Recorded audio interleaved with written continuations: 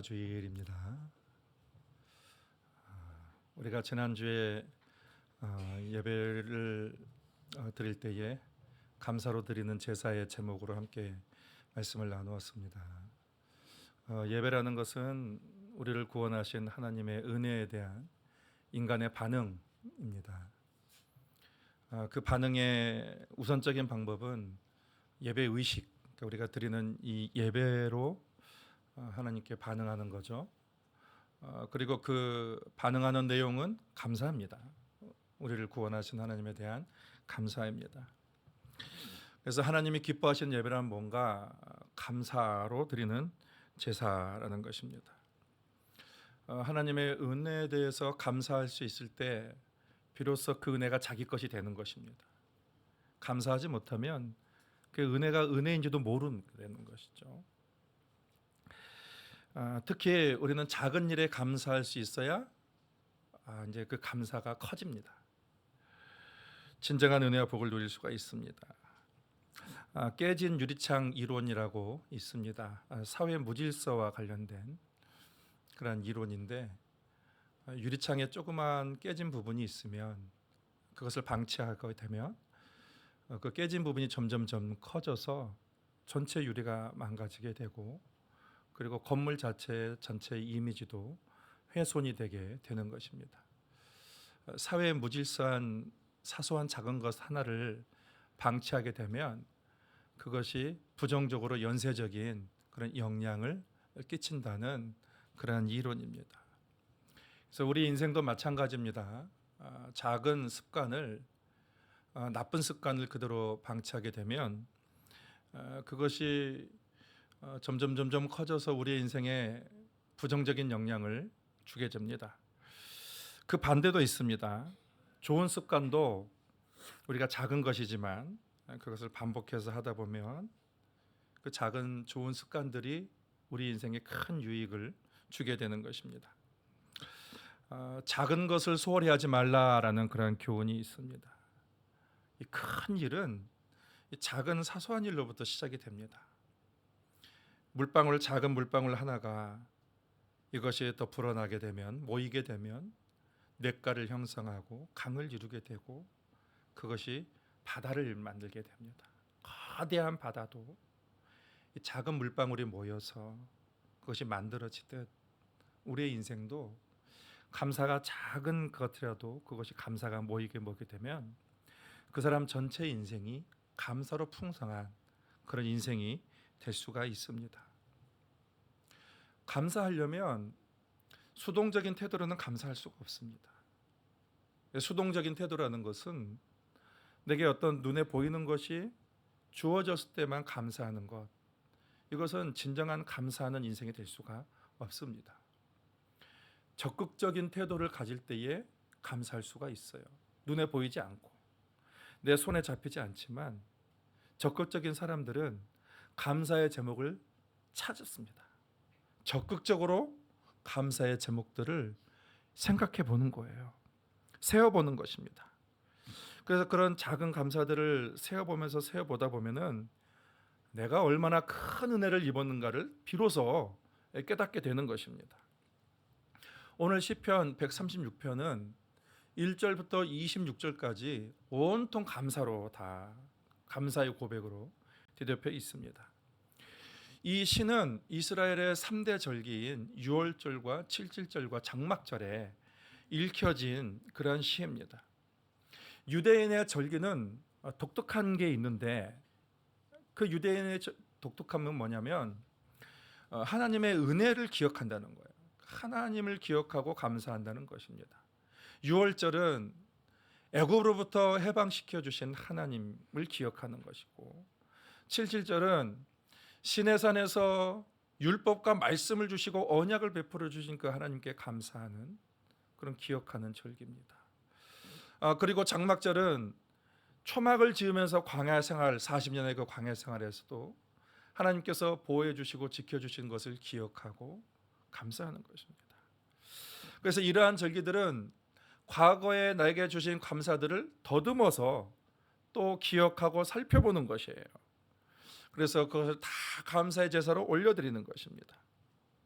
학자들은 시편 136편이 기록될 때가 이스라엘이 완전히 남유다가 완전히 멸망하고 바벨론 포로기를 다녀온 그 이후다라고 그렇게 다들 추정을 하고 있습니다. 남유다가 BC 586년에 처참하게 멸망을 당했습니다. 예루살렘 다 무너졌어요. 그들이 하나님을 떠나서 많은 선지자를 통해 경고를 하셨지만 결국 그들은 나태한 신앙으로 인하여서 그 경고대로 완전히 멸망을 당했습니다. 그들이 거주하는 집도 다 무너져 내리고 또 그들을 보호해줬던 예루살렘 성과 예배드렸던 그 모든 성전까지 다 무너져 내렸어요. 황폐한 땅이 되었습니다. 그곳에는 사람이 거하지 못하도록 이 바벨론 왕은 그곳에 거주하는 모든 사람들을 다 흩어버렸습니다. 다른 나라로 흩어버리고 그리고 유력한 사람들은 전부 데리고 바벨론 포로로 데려가 버렸습니다. 그래서 예루살렘은 사람이 남아있지 않고 들짐승만 거주하는 그런 황량한 곳이 되고 말았습니다. 그렇게 70년이라는 시간이 지내고 하나님이 예레미야에게 약속하셨던 것처럼 이제 다시 사람들을 다시 예루살렘으로 귀환시키셨습니다. 근데 완전히 폐허가 되었던 땅, 그 땅을 다시 회복하는 것이 만만치는 않은 것입니다. 지금 우크라이나와 러시아가 전쟁이 발발한 지 3년이 지나갔습니다. 얼마 전에 우크라이나의 그 나라를 영상으로 보여준 보니까 다 무너져 내렸어요. 기반 시설도 다 파괴되고 집들도 뭐 건물들도 다 무너져서 개인적으로 생각에는 야 저거 어떻게 다 복구하나라는 그런 안타까움, 그 막막함이 느껴졌습니다. 지금 이스라엘이 그런 거예요. 명절이 되었습니다. 근데 상황은 감사할 조건이 되지 않아요. 막막함의 한숨만 나옵니다. 만일 그들이 수동적인 태도를 가졌다면 그 절기를 잘 지키지 못했을 것입니다. 감사하는 절기니까. 그런데 그 중에 적극적인 태도를 가진 사람이 있어요. 그래서 감사의 제목들을 찾아보고 그러면서 기록한 거예요. 하나님 감사합니다. 이거저거 감사를 계속 적극적인 태도로 세어보고 헤아려보고 그러다 보니까 이 감사가 할 게 너무도 많은 거예요. 여러분 이 시편 136편은 이게 26절까지밖에 없지만 그 감사의 제목이 26절을 더 뛰어넘는 거예요. 그래서 그것을 이 예배 때마다 읽는 거죠. 사람들이 감사할 것이 없었는데 이 감사의 제목을 찾게 되고 감사의 제사를 하나님께 올려드리게 되고 그 하나님의 영광이 그 기쁨이 그들 안에 충만하게 되는 것입니다. 이 시간에 그들이 회상하며 고백했던 그런 감사의 제목들을 우리가 함께 찾아보며 우리의 감사의 제목으로 함께 나누기를 원합니다. 먼저 그들은 하나님의 존재 자체로 감사했습니다. 진정한 감사는 조건에 의한 감사가 아닙니다. 존재 자체를 인정해 주는 거예요. 그리고 칭찬해 주는 것입니다. 우리도 내 존재만 자체만을 누군가 인정해 줄 때 그것을 우리가 감동하지 않습니까? 1절에 보면 여호와께 감사하라 그는 선하시며 그 인자하심이 영원함이로다라고 했습니다. 여러분 어떤 조건을 기대하고 우리를 찾아오는 사람들을 보면 우리도 그 사람을 조건적으로밖에 대할 수 없습니다. 그런데 존재 자체만을 관심을 가지고 다가오고 뭔가 존중하고 사랑해주면 감동을 받게 돼요. 그래서 우리도 그 자체만으로도 그 사랑하게 되는 것이죠. 조건 없는 사랑을 하게. 여러분 이것은 하나님께서 우리에게 보여주신 것입니다.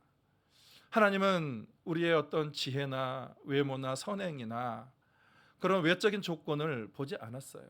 그것을 보셨다면 우리는 하나님의 사랑을 입을 사람이 아무도 없었을 것입니다. 그분은 우리 존재 자체를 귀히 여기셨다. 사랑하고 계신다는 것이죠. 디모데전서 1장 15절에 보면 이 사도 바울이 자기 스스로를 이렇게 고백하고 있습니다. 죄인 중에 내가 괴순이라. 자기 자신을 적나라하게 솔직하게 내 자신을 돌아다 보면 나같이 죄인 중에 최고의 죄인이 없다. 그것을 지금 스스로 고백하고 있는 거예요. 그는 하나님의 교회를 완전히 몰살하려고 했던 사람인데 하나님께서 그를 선택해 주셨습니다. 그래서 그 다음 구절에 보면 그가 이렇게 고백을 합니다. 그러나 내가 긍휼을 입은 까닭은, 이렇게 말했어요. 죄인 중에 괴수인 나를 하나님이 긍휼히 여겨주셨다라고 고백하고 있습니다. 로마서 5장 8절도 동일한 고백을 하고 있습니다. 우리가 아직 죄인 되었을 때에 그리스도께서 우리를 위하여 죽으심으로 하나님께서 우리에 대한 자기의 사랑을 확증하셨느니라. 우리의 어떤 조건을 본다면 우리는 죄인일 뿐이에요. 자격이 없습니다. 근데 하나님께서 존재 자체를 존중해 주신 거예요. 그리고 존재 자체를 귀하게 여겨주신 것입니다. 우리가 하나님도 그렇게 사랑해야 될, 감사해야 될 이유가 여기에 있습니다. 요한일서 4장 19절에 보면 우리가 그를 사랑함은 그가 먼저 우리를 사랑하셨습니다. 하나님께서 우리의 어떤 것을 보지 않고 그냥 존재 자체를 인정해 주시고 사랑해 주셨기 때문에 우리도 하나님에게 어떤 조건을 바라지 않고 하나님 자체를 우리가 감사하며 그 존재 자체로 사랑하게 되는 거예요. 무언가를 해주기를 기대하는 마음을 품고 그런 것을 바라는 사랑은 참된 사랑이 아닙니다. 하나님이 저와 여러분을 그냥 있는 그대로, 모습 그대로 사랑하셨듯 그리 아니하실지라도 나는 절대 감사하겠습니다. 이것이 진정한 감사예요. 하나님이 내 기도를 들어주지 않고 하나님의 내 요구를 뭔가 이루어지지 않아도 나는 하나님의 존재 자체만으로도 여호와 한 분만으로 인하여 나는 감사하겠다라는 고백이 참된 감사의 제사가 되는 거예요. 본문은 하나님의 선하심과 인자하심이 영원하다라고 고백을 하고 있습니다. 여러분, 사람의 감정은 자주 변해요. 사람의 행동과 생각도 자주 바뀝니다. 어떨 때는 웃다가 어느 순간 갑자기 울고 있고, 어느 순간 울다가 또 언제 그랬던 듯이 또 다시 웃고 있고, 그리고 또 미워했다가 또 사랑했다가 또 사랑했다가 또 미워했다가 원수가 됐다가 친구가 됐다가 다시 원수가 됐. 근데 사람들 중에는 한결같은 분이 계셔요. 이렇다 저렇다 상관없이 한결같이 그렇게 인정해주고 사랑해주는 사람이 있어요. 우리가 그런 사람에게 감동을 받게 되는 것이죠. 여러분, 하나님이 한결같은 분이에요. 어떤 그런 조건, 그런 감정에 따라 우리를 사랑했다가 미워했다가 하지 않습니다. 하나님은 절대적으로 사랑하십니다. 왜냐하면 하나님의 사랑과 인자하심이 영원하시기 때문이에요. 그렇습니다. 그런 하나님의 사랑을 받은 우리도 늘 변함없는 그런 마음으로 하나님께 감사할 수 있는 그런 사람이 되어야 되는 거예요. 또 보면 모든 신들 중에 뛰어나신 하나님으로 인하여 감사한다. 여러분, 이것이 감사의 제목이 되는 거예요. 하나님은 세상에 유일하신 하나님이어서 내가 감사합니다. 이게 제목이 되는 것입니다. 세상의 신들은 사람들이 만들어낸 것에 불과합니다. 근데 우리 하나님은 스스로 계신 하나님이고 자기를 계시하신 분이시에요. 우리의 신앙은 우리가 만들어낸 신을 믿는 것이 아니에요. 이 세상을 만드신 창조주 하나님이 우리를 찾아오셔서 우리에게 당신을 계시하시고, 그래서 그 하나님과의 관계가 우리가 형성이 되어가는 것입니다. 그 하나님의 계시를 담는 것이, 기록한 것이 성경입니다. 성경은 하나님이 자기를 우리에게 소개하시는 것이고, 그래서 그 소개하심으로 우리를 부르시는 내용이에요. 성경 전체가 66권, 상구 27권, 1600년 동안 40여 명의 저자들에 의해서 기록이 되었고, 문화가 다르고 상황이 다르고 개성이 다르고 성격이 다른 그런 사람들에 의해서 아주 긴 시간 동안 기록이 되었습니다만, 우리가 성경을 볼 때에 놀라게 되는 것은 그렇게 오랜 기간 동안 다양한 사람들의 기록된 성경이 통일성이 있다는 것입니다. 똑같은 주제, 똑같은 하나님에 대해서 얘기를 하고 있다는 것입니다. 그들이 서로 만나지도 않았습니다. 그런데 그 통일성을 갖고 있어요. 창세기부터 요한계시록까지 성경의 주제는 하나님의 구원입니다. 그 흐름이 계속해서 흐르고 있어요. 하나님의 성품도 마찬가지예요. 하나님의 성품도 변함이 없어요. 어떻게 그렇게 모든 사람이 만나는 그 하나님이 다 변함이 없을까? 똑같은 한결같을까? 인간이 고안해낸 신들과 차원이 다르다는 것입니다. 병덕스럽거나 고집스럽거나 자기중심적이지 않고 한결같이 사랑하고 용납하고 긍휼을 베푸시는 하나님이라는 것입니다. 여러분, 우리가 그런 하나님을 로마의 신이나 불교의 신이나 이슬람의 신이나 어떤 다른 신, 무속의 신과 비교하면 그것은 신성모독입니다. 크리스천 투데이라는 그 기사에 지난 9월에 이런 기사가 나왔었습니다. 중동에서 이슬람을 대표하는 한 나라에 그리스도인들이 많이 늘어나고 있다라는 거예요. 계속해서 늘어나고 있다는 것이죠. 그곳은 예수만 전하면 바로 처형을 당하기 때문에 예수님이 직접 사람들을 찾아간다는 거예요. 사람들을 찾아가셔서 그들을 만나 주신다는 것입니다. 그런데 이슬람에서 기독교를 개종한 사람들의 고백이 하나같이 이렇게 고백하는 거예요. 내가 전에 이슬람을 믿었을 때는 신이 항상 자신을 벌하고 싶어 한다라고 그렇게 생각했다는 거예요. 그런데 내가 기독교로 하나님을 만나고 예수님을 믿고 나서는 하나님은 변함없이 나를 사랑하신다라는 그러한 믿음을 갖게 되었다는 것입니다. 현재 이슬람의 대부분의 국가에서 이러한 일들이 일어나고 있다는 거예요. 그러면서 그 기사는 마지막으로 이렇게 말합니다. 중동 전체를 궁극적으로 바꿀 수 있는 분은 하나님이시다. 그렇게 마무리를 했습니다. 여러분, 어떤 사람들은 우리도 신을 믿고 당신도 신을 믿으니까 우리가 서로 존중해 주자라고 그렇게 얘기하는 분도 계십니다. 교회 다니는 분들 중에도 그렇게 말씀하시는 분들이 계셔요. 어떻게 보면 그분들은 굉장히 포용력이 있고 사랑이 있고 뭔가 설득력이 있는 것처럼 보입니다. 그런데 여러분, 진정으로 예수 그리스도를 만나면 어느 누구도 그렇게 얘기하지 못합니다. 아예 좋은 거라고 우리가 서로 그냥 타협해 버린다면, 여러분, 우리는 우리 죄를 구속하시기 위해서 십자가에 달려 돌아가신 예수님의 그 십자가 고난을 철저하게 무시해 버리는 것이 되는 것입니다. 예수님이 왜 십자가에 달려 돌아가셨습니까? 저와 여러분의 죄를 짓고 하나님과의 대신 지고 하나님과의 다리를 놓기 위해서 주님이 십자가에 달려 돌아가시지 않았습니까?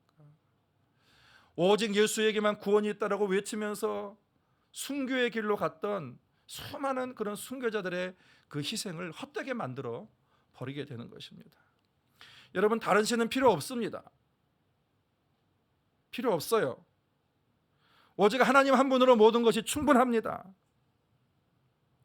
고린도전서 8장 4절에 보면, 그러므로 우상의 제물을 먹는 일에 대하여서는 우리가 우상은 세상에 아무것도 아니다고 했습니다. 이 세상 신은 아무것도 아니라는 거예요. 우상은 아무것도 아니야. 또한 하나님은 한 분밖에 없는 줄 아노라라고 했습니다. 모든 신들 중에 으뜸이 되신 하나님, 홀로 유일하신 그 하나님이 감사의 제목이 되는 거예요. 그 때문에 감사하게 되는 것입니다. 그리고 홀로 큰 기사를 행하시는, 기적과 이사를 행하시는 그 하나님께 감사하고 있습니다. 4절에 홀로 큰 기이한 일들을 행하시는 이에게 감사하라. 그 인자하심이 영원함이니라. 하나님은 기적과 이사를 행하시는 분이십니다. 전능하신 하나님이에요. 그 전능하신 하나님이 계시기에 우리가 감사하고 찬양할 수가 있는 것입니다. 여러분, 성경은 창세기부터 계시록까지 다 하나님의 기사와 이적을 전하고 있어요. 하나님이 이 세상을 만들 때 있으라 하고 말씀하셔서 이 세상을 만드셨습니다. 하나님은 못한 게 없으시는 위대하신 그 하나님이십니다. 그 스페인에 가면은, 그 바르셀로나에 가면 그 성당이 있습니다. 사그라다 파밀리아라는 그 성당이 1882년부터 착공을 했는데 아직까지 미완성의 성당으로 143년이 지난 미완성의 성당으로 남아 있습니다. 근데 하나님께서는 이 우주 만물을 있으라라는 그 말씀으로 이 세상을 만드신 분이십니다. 이 세상에 어느 누구가 있으라는 말로 이 세상을 존재하게 할 수 있겠습니까? 하나님의 기적과 이사는 크게 세 가지로 나타나요. 첫 번째는 자연 현상이에요. 여러분, 이 우주가 돌아가는 그런 이치를 보게 되면 기적이에요. 그렇지 않습니까? 1%의 오차만 있어도 우주는 멸망합니다. 지구도 마찬가지예요. 지구의 자전이나 공전이나 모든 지구가 돌아가는 원리가 0.1%의 오차만 있어도 지구는 멸망하게 되는 거예요. 많은 과학자들이 뭐라고 합니까? 하나님께서 이 우주를 정밀하게 만드셨다. 우주를 정밀하게 만든 조물주가 계시다. 많은 과학자들이 그것을 인정하고 있는 것입니다. 심지어 하나님은 이러한 우주의 법칙까지도 바꿀 수 있는 분이에요. 여호수아에 보면은 태양을 멈추게 한 거예요. 사실 태양이 멈춘 게 아니죠. 지구가 멈춘 거죠. 돈까지 약간 멈춘 거죠. 태양을 멈추게 하는 그러한 자연 현상까지도 하나님께서 바꾸시는 그런 역사를 보게 됩니다. 또 하나님은 역사를 통해서 그 하나님의 기적과 이사를 보이십니다. 하나님이 안 계신 것 같지만 하나님께서 역사를 시작하셨고 진행해 계시고 결국 역사의 종말이 올 것입니다. 이 모든 것은 하나님을 위해서 이루어지게 되는 거예요. 여러분, 우리의 구원도 하나님의 기적의 역사입니다. 하나님이 인간이 되었다는 것 그 자체가 기적이에요. 어느 누가 그것을 이해할 수가 있겠습니까? 그거 자체가 기적이에요. 인간 스스로 해결할 수 없는 죄를 예수님께서 그 모든 죄를 해결하셨습니다. 인간 스스로 변화될 수 없는데 예수님이 인간을 변화시킬 수 있는 거예요. 사람이 구원을 받고 변화되는 것 자체가 기적입니다. 사람은 잘 변하지 않아요. 그게 기적이에요. 그런데 하나님의 기적과 이사를 베푸시는 그 하나님께 왜 우리가 감사해야 되는가? 하나님의 기적과 이사는 당신을 위한 것이 아니라 저와 여러분을 위한 이적과 기사이기 때문에 우리가 감사하게 되는 것입니다. 마지막으로 창조주 하나님의 온 세상을 창조하셨기 때문에 감사하고 있습니다. 5절에 보면 지혜로 하늘을 지으신 이에게 감사하라. 그 인자하심이 영원하매니라. 창조에 대해서 감사하고 있어요. 5절 이에 계속 보면 땅을 물 위에 펴신 이에게, 그리고 큰 빛들을 지으신 하나님, 해로 낮을 주관하게 하시고 달로 밤을 주관하게 하신 이에게. 여러분, 이렇게 적극적으로 감사의 제목을 찾아보면 이게 무수한 감사가 나오는 거예요. 지금 시인이 그런 거잖아요. 감사할 제목이 없었는데 적극적으로 하나님을 묵상하고 찾아보니까 이 감사할 제목이 넘쳐나게 되는 것입니다. 오늘 시편의 나머지 뒷부분의 이야기를 보면 어떤 감사를 하냐면 주로 이제 출애굽만 이렇게 감사하고 있는 것을 보게 됩니다. 그 뒤에 뭐 감사할 일들이 많이 있겠죠. 출애굽에 해방시켜 주시고 또 광야길로 인도해 주시고 또 가나안 땅에 정착하게 하시고 그리고 그곳에서 필요한 것들을 채워주신 하나님께 감사하고 있습니다. 여러분, 그런데 좀 아이러니한 것은 우리가 출애굽기를 보면 감사가 별로 없습니다. 온통 불평, 원망, 길이 너무 험하다, 길이 안 좋다, 목마르다, 배고프다, 모세도 마음에 안 든다. 온통 불평과 불망으로 가득 차 있어요. 그 당시에는 그렇다는 거예요. 그런데 여러분, 그것을 당시 경험할 때는 감사를 몰랐어요. 온통 불만이에요. 그런데 지나고 나보니, 이제 지나고 나서 회상해 보니까 오늘 시편에 보면은 불평과 불만이 없습니다. 그때를 회상해 보고 지나 보니까 그게 하나님의 인도하심이었구나. 그런 중에도 하나님이 함께 하셨고 떠나지 아니하셨구나. 지나고 보니까 온통 감사뿐인 거예요. 제가 청년 시절에, 청년이 아니죠, 제 아내하고 이제 신혼 시절에 한 교회 부흥회를 해서 갔습니다. 근데 그때 부흥회 때에 강사 목사님이 한국교회 저명한 설교자로 잘 알려진 곽선희 목사님이셨어요. 소망교회 곽선희 목사님이셨습니다.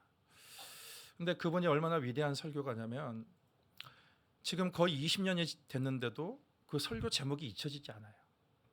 대단한 설교가십니다. 그분은. 지나고 보니 은혜였네요. 그 제목이었습니다. 지나고 보니 은혜였네요. 이분이 수만 명의 성도들을 목회를 하면서 많은 성도들을 만나잖아요.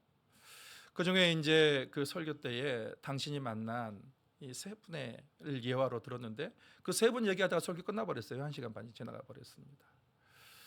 근데 그분들이 뭔가 일이 모든 것이 잘 되고 술술 풀린 사람들을 예화로 든 것이 아니라 어떤 분은 건강했다가 갑자기 죽을 병에 걸려서 죽음의 날을 기다리고 있는 사람이 교인이 있었고, 사업이 잘 됐는데 돈도 많이 벌었는데 어느 순간 사업이 망해가지고 부도가 나가지고 빚더미에 완전히 떠앉은 그런 성도가 있었고, 어떤 사람은 평생을 고아로 자라면서 하나님에 대한 원망과 불평을 가득 품고 있는 그런 젊은 사람이 있었습니다.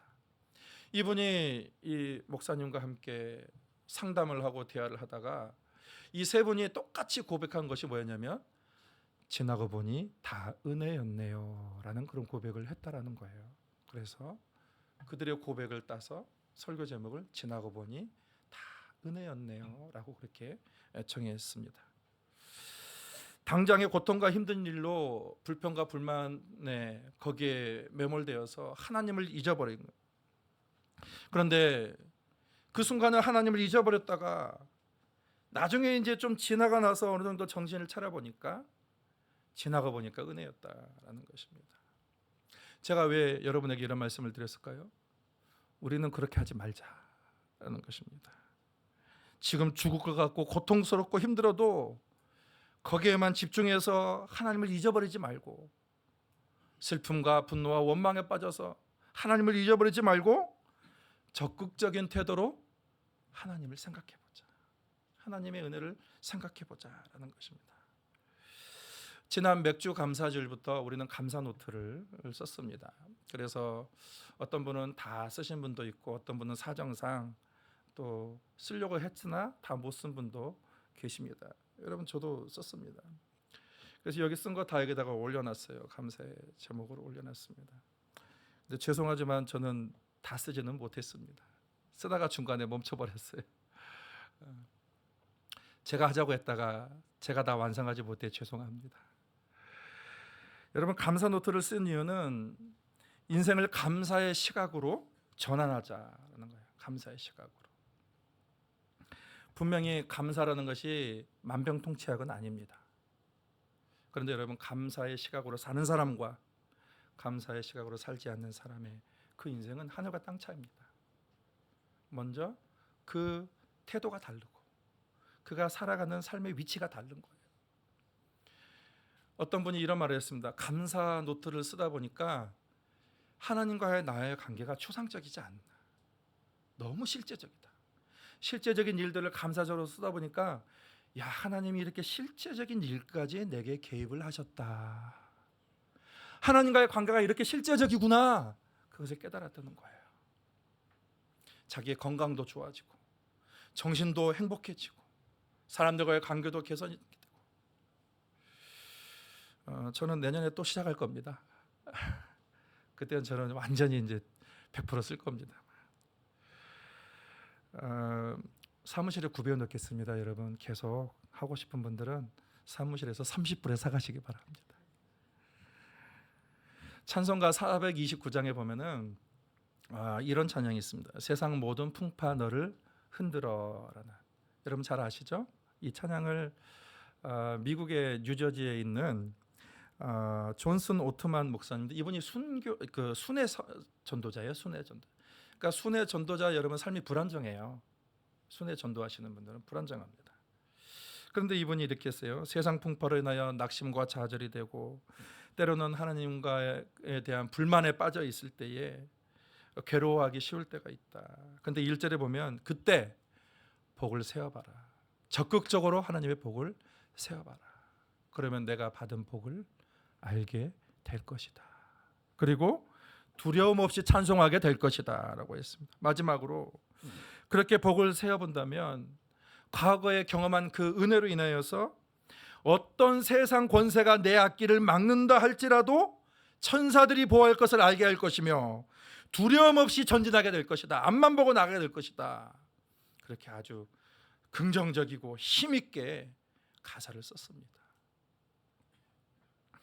여러분, 적극적인 태도로 받은 은혜를 헤아려 보시기를 바랍니다.